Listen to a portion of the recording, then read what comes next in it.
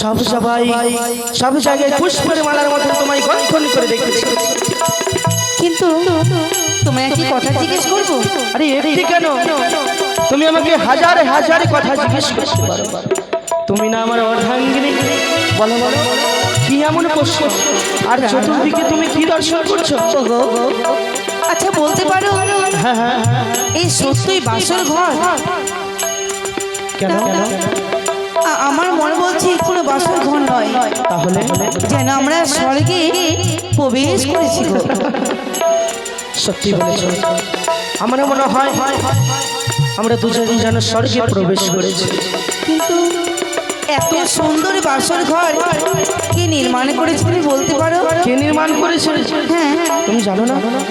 না আমি তো জানি না, তাহলে কিন্তু কে নির্মাণ করেছে তোমায় বলতে হবে।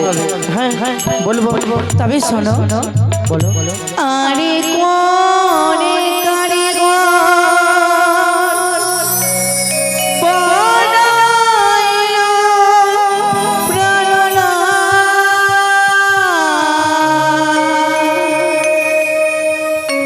লোহ বাসর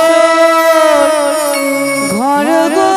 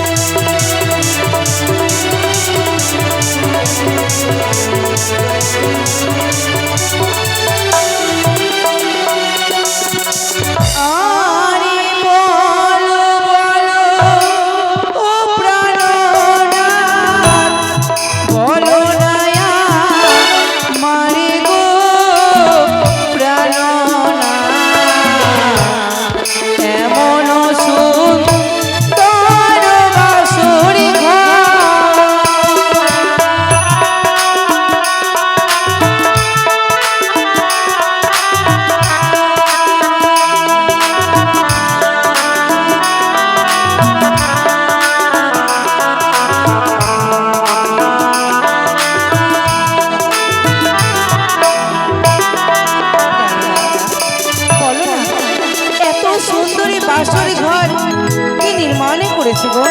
দেবশিল্পী বিশ্বকর্মা নির্মাণ করেছে গো বেহুলা।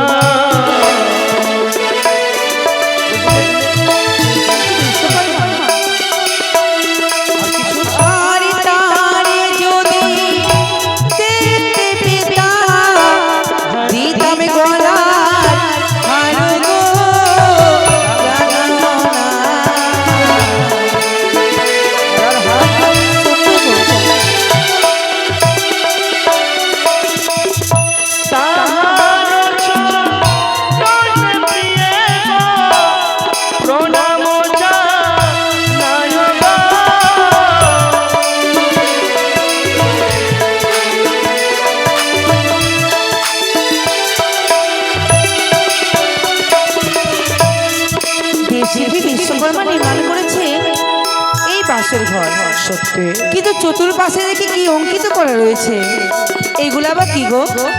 এইগুলো তুমি চিনো না? না। আরে আমাদের সনাতন ধর্মের ৩৩ কোটি দেবদেবী সকলের ছবি অঙ্কন করা রয়েছে এই বাসর ঘরে। ও, এইগুলা দেবদেবী? সত্যি, এইগুলো সবাই দেবী? হ্যাঁ। আচ্ছা বলো তো, কিন্তু দেবীদেরকে তো আমি চিনতেই পারছি না। চিনতে পারছো না? না। আরে কেমন কথা বলছো তুমি? দেবদেবী? আচ্ছা বলো তো, এটা কোন দেবী? ওইটা কোনটা বুঝতে পারছি না, কোনটা? ওই দেখো, আমি কিন্তু বাহনে কি রয়েছে বুঝতে পারছি। তার বাহনের নাম বলো। বলবো? হ্যাঁ বেশ। পেছু গো বাহনে দেখি গো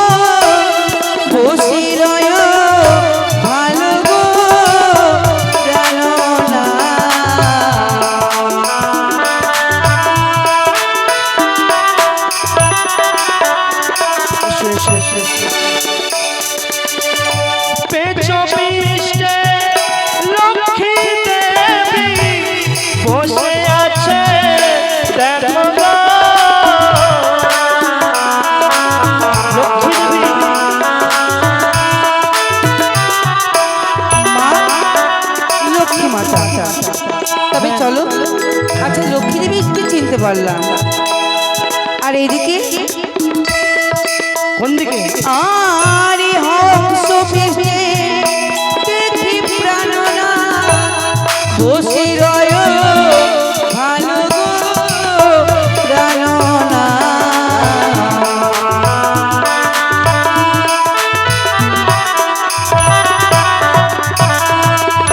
হংস পৃষ্ঠে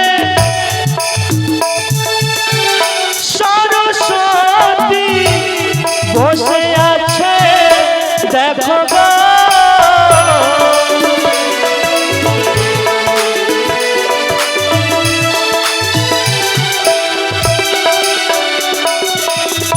শ্রীকাল পৃষ্ঠে দেখি প্রাণনা বসে রয় ভালো গো প্রাণনা।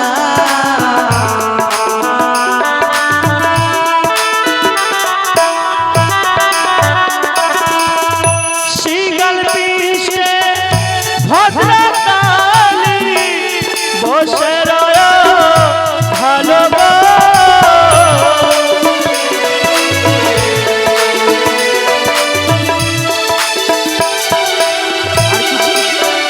কিন্তু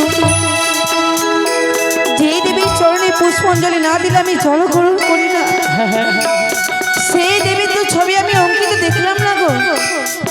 কোন দেবী? ওগো, আমি দেখিনি মা মনসার ছবি অঙ্কিত দেখতে পেলাম না। একই একই বলছো প্রিয়? স্পষ্ট ওই মনসার ছবি অঙ্কিত এই বাসন ঘরে কখনো দেখতে পাবে না। ওগো প্রাণনা, আমি যে মা মনসার সেবিকা, তার চরণে পুষ্পাঞ্জলি না দিলে আমি জল গ্রহণ করি না। কি বলছো প্রিয়? হ্যাঁ গো, তুমি মা মনসা দেবীর সেবিকা?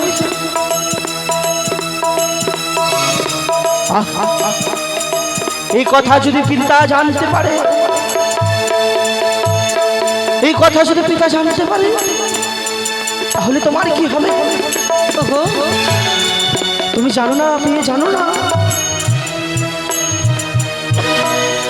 দীর্ঘদিন ধরে রয়েছে আমার পিতার সঙ্গে সেই মনসা দেবীর বাদ বিসম্ব। ওই দেবীর নাম শুনলে পিতার নয়নে যেন অগ্নি ঝরে উঠে। ওগো, এই বাসনের কথা তুমি জানবে আর শুধু আমি। তবে এসো, এই বাসর থেকে আমরা মা মনসার চরণে প্রণাম জানাই। বেশ, তুমি যখন বলছো, তোমারই কথা রাখার জন্য ওই দেবীর চরণে আমি মাথা নত করব।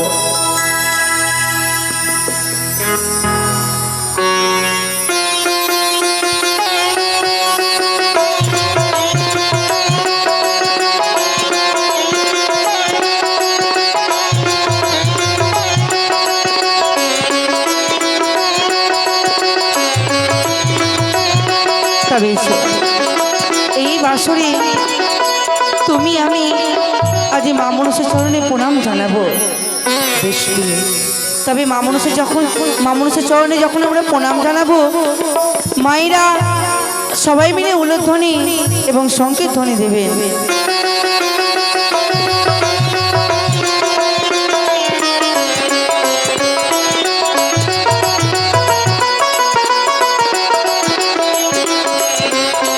ভগবান ঈশ্বর ঠাকুর, আজ সর্বদেব দেবীর আশীর্বাদ মস্তকে ধারণ করেছে। আমাদের কৃপা করো, যেন তোমাদের এই আশীর্বাদে আমাদের দাম্পত্য বিবাহ জীবন ধন্য হোক, মধুর হোক। এই কামনা রইল ঠাকুরের চরণে।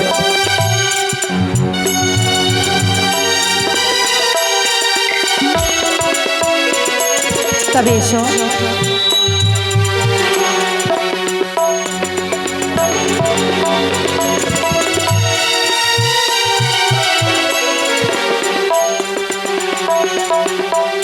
তবে জানো গো, হ্যাঁ হ্যাঁ, উজানি নগরীর সকলের চরণে আমি প্রণাম জানিয়েছি।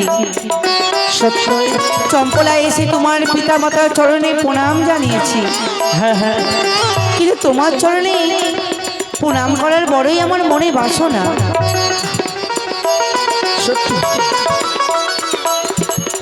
তুমি আমার চরণে প্রণাম নিবেদন করবে, তবে তো কেন? ওগো, নারীদের স্থান হচ্ছে স্বামীদের চরণে, তবে তুমি যে একেবারে অনুমতি দাও, তোমার ওই চরণ স্পর্শ করে আজ আমার নারীত্ব জীবন আমি ধন্য করতে চাই। বেশ, তোমার যখনই মনে ইচ্ছে তুমি আমায় প্রণাম জানিয়ে তোমার দাম্পত্য জীবনে তোমার স্মৃতির শুধু তুমি ধন্য করবে, তোমারই আশা আমি পুরাতে দেব না। বেশ, তুমি আমার পদ স্পর্শ করতে পারো। বেশ,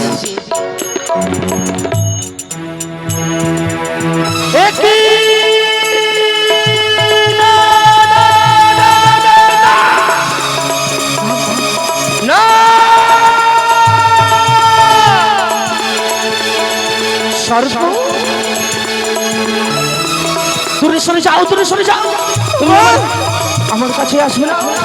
তুমি আমায় অনুমতি দিলে তোমার চরণ স্পর্শ করার, যখন মনে বড় আশা নেই তোমার চরণ আমি স্পর্শ করতে গেলাম, কেন তুমি দূরে সরে গেলে গো? কেন তুমি দিলে না আমার নারীত্ব জীবন ধন্য করতে? তুমি কাছে এসো না, তুমি দূরে যাও। তোমার সর্ব অঙ্গে যেন সর্ব কিলিবিলি করে, সর্ব সেই সর্ব যেন আমায় গ্রাস করতে আসে। সর্ব এবার বুঝেছি, এবার বুঝেছি তুমি কোনো মানুষ নয়, তুমি হচ্ছে কাল নাগিনী, কাল সাপিনী।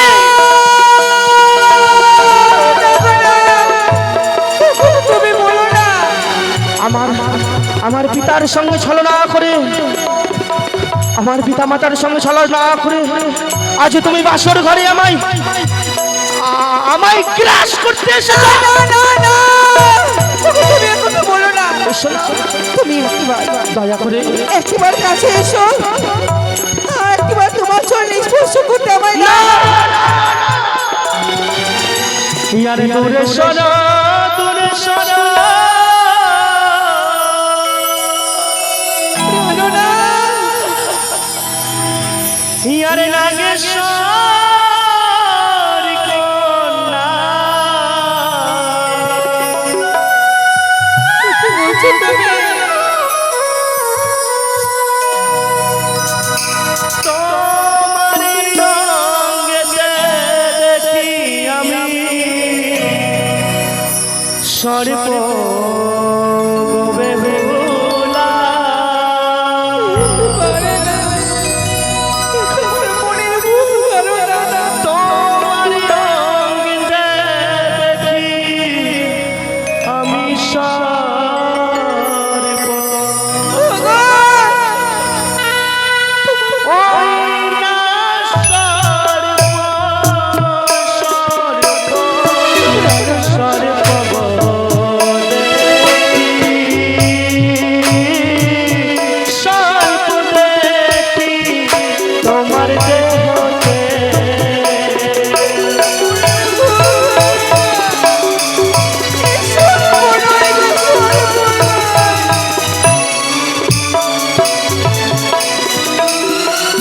তোমার মনের ভুল, তোমার স্মৃতিতে দেখি সিঁদুরিয়া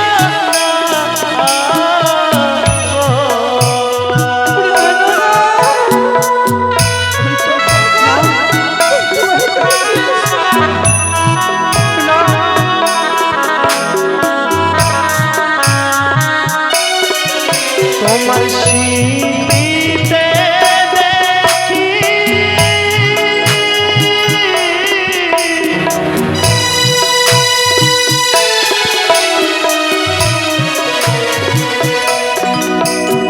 সিঁদুরিয়া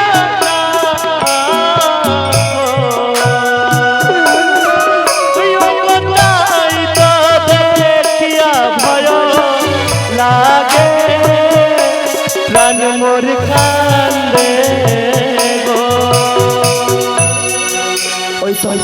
ওই তো তোমার শ্রীমান্তের সিঁদুরের উপরে যেন ওই সিঁদুরিয়া না গিয়ে সে আমায় দংশন করতে আসে। তুমি আমার কাছে এসো না, তুমি আমার কাছে এসো না, দূরে সরে যাও আমার সম্মুখ থেকে, দূরে সরে যাও। ও গো না কেঁদো না কেঁদো প্রাণনাথ, সেই না বাসর ঘরে।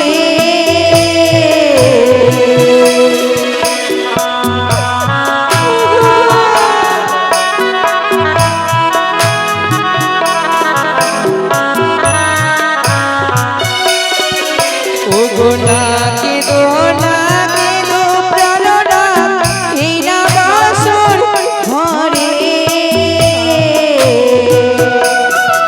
সে তো সর্প নয় গো অভাগী প্রাণনাথ,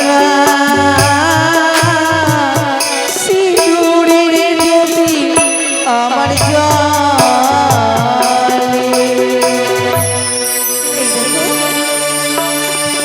চলুন চারে মাঝে অগ্নিকে সাক্ষী রেখে ভগবানের আশীর্বাদ নিয়ে তুমি আমার শ্রীমন্তী সিঁদুর পরিয়ে দিয়েছিলে, তার জ্যোতি জ্বলছে বলে তুমি ভয় পাচ্ছ। দেখো প্রেরণা, আশ্চর্য, আশ্চর্য, তুমি বিশ্বাস করবে না বিয়ে, যে সময় তুমি আমাকে প্রণাম করতে এসেছিলে আমি সত্যি বলছি তোমার এই সীমান্তের উপরে যেন সিঁদুরিয়া নাগি বসেছিল, সেই সিঁদুরিয়া নাগি আমাকে দংশন করতে আসছিল। তাই দেখে যেন মনটাই আমার, মনটা যেন ব্যাকুল হয়ে উঠেছে। ওগো, তোমার পিতার সঙ্গে রয়েছে স্বর্গের বিবাদ, তাই হয়তো তুমি সর্প দর্শন করেছো। সত্যি বলেছ। তবে দাও একটিবার তোমার চরণ স্পর্শ করে আমার নারীত্ব জীবন ধন্য করতে দাও গো। বেশ বেশ।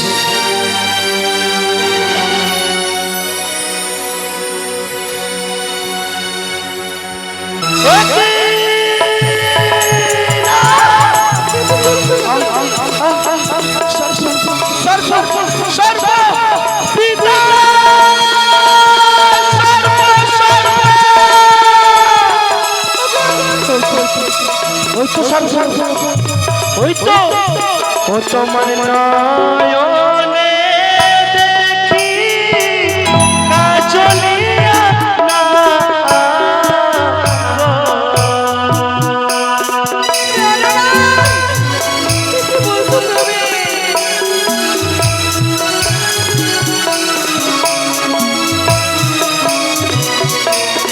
ও তোমার চোখে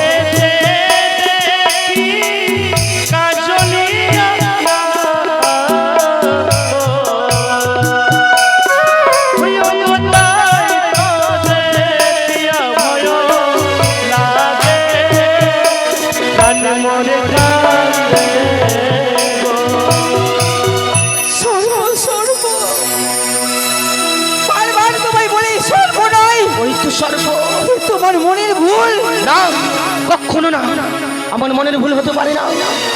আমি নিজ নয়নে দর্শন করছি তোমার চোখের উপরে যেন কাজলিয়া না আগে। তুমি কাছে এসো, আমার কাছে আসবে না। ও গো না কেঁদো না কেঁদো প্রাণনাথ, এই না বাসর ঘরে।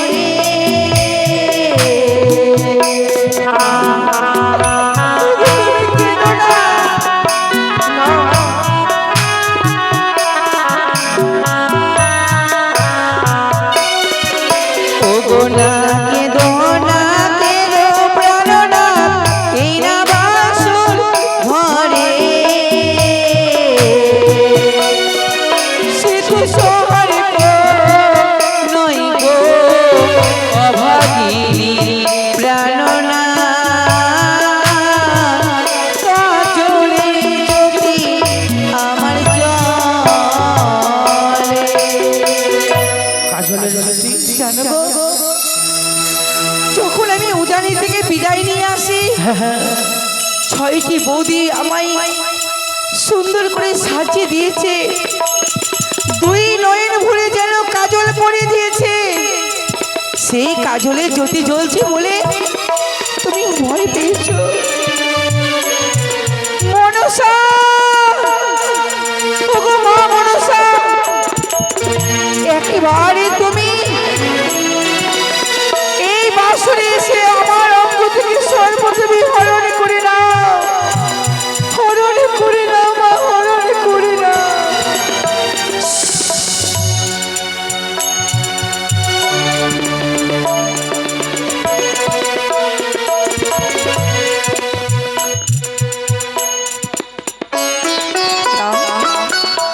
তারই অঙ্গে যেন সর্প দেখতে পাই, সেই সর্প দেখিয়া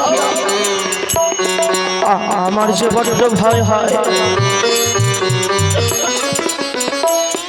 ওগো পিতা, তুমি কোথায় পিতা?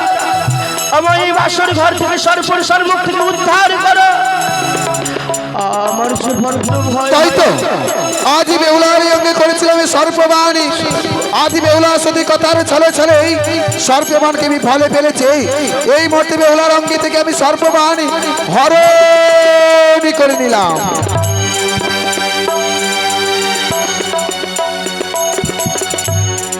আর এই মুহূর্তেই লক্ষ্মী দরবার ছেড়ে দিলাম আমি কামবান।